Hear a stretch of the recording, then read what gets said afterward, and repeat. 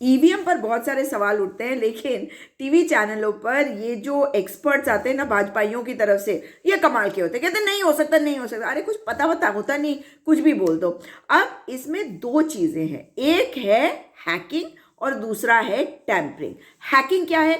जो प्रोग्राम है उसमें अगर कोई गड़बड़ आप करते हैं, अगर आप उसमें एंटर कर सके किसी प्रोग्रामिंग के माध्यम से, तो वो हैकिंग की श्रेणी में आएगा। और टैंपरिंग क्या है भाई? उसमें आप छेड़छाड़ करें, अगर आप एक मशीन को दूसरे मशीन से बदल दे तो वो भी टैंपरिंग में आएगा। अगर उस मशीन में आप मैन्युअली ही कुछ बदल दे तो वो टैंपरिंग में आएगा। ये बात इनकी समझ में नहीं आती है। अब इस वक्त जो इलेक्शन कमीशन है उसका कहना है कि भाई हमारी जो FAQs है, यानी कि फ्रीक्वेंटली आस्क्ड क्वेश्चंस की लिस्ट है, उसमें हमने हर बात का जवाब दे दिया। तो भाई अगर आप ही के बातों का जवाब आप ही के तरीके से आएंगे तो उस पर कैसे करेगा विश्वास भारत?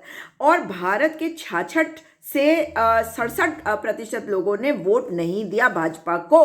तो 33% आपकी बात को भले ही मान ले, लेकिन ये जरूरी है समझना कि जब माननीय उच्चतम न्यायालय ये कहता है कि नहीं कोई बायस नहीं है, मतलब पार्शियलिटी नहीं हो रही है, एक पक्ष की तरफ ज्यादा झुकाव नहीं है, तो वो एक अलग विषय हो जाता है। लेकिन मेरे सवालों के जवाब तो नहीं आए, और जिन लोगों के सवाल हैं ईवीएम पर उनके सवालों के जवाब नहीं आए, क्योंकि जो सवाल है वो तो टेक्निकल एस्पेक्ट से है, और ये भी है कि कहीं कोई टैंपरिंग तो नहीं हो रही है। अब इसमें माननीय उच्चतम न्यायालय ये तो कह सकता है कि जो ECI है वो निष्पक्ष है, मगर अगर कोई ऐसा मामला आ जाए जहां पर आपने टैंपरिंग करी है, या आपने कोई मशीन को बदल दिया है, या उसके साथ छेड़छाड़ करी है, उसके लिए तो इन्वेस्टिगेशन की जरूरत है। तो उस पर तो कुछ नहीं कहा है ना माननीय उच्चतम न्यायालय ने। इसलिए ये कह देना कि उच्चतम न्यायालय ने कहा है कि नहीं नहीं कोई दिक्कत नहीं है, तो ये बड़ी अजीब सी बात है, और लोग जो कह रहे हैं उस बात की ओर ध्यान देने की जरूरत है। अब ECI ने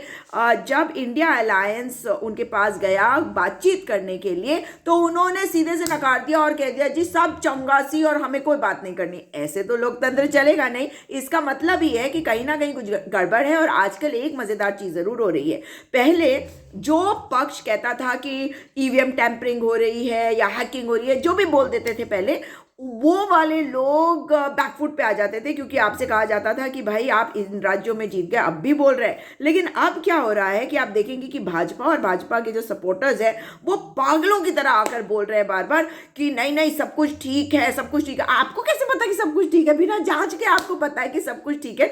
क्यों? क्योंकि ECI ने कह दिया जी सब चंगा सी, और माननीय उच्चतम न्यायालय ने कह दिया है कि कोई निष्पक्षता की बात पर सवाल नहीं है, क्योंकि वो निष्पक्ष है, तो कोई पक्षपात नहीं करती ECI। उन्होंने तो केवल ये कहा है, मगर कमाल है भाजपाइयों का, आप बैकफुट पर हैं, आप डिफेंड कर रहे हैं, आप लड़ रहे हैं कि ईवीएम हैकिंग नहीं होती, ईवीएम टैंपरिंग नहीं होती है। तो पहले क्लियर कर लीजिए कि हैकिंग की बात हो रही है या टैंपरिंग की।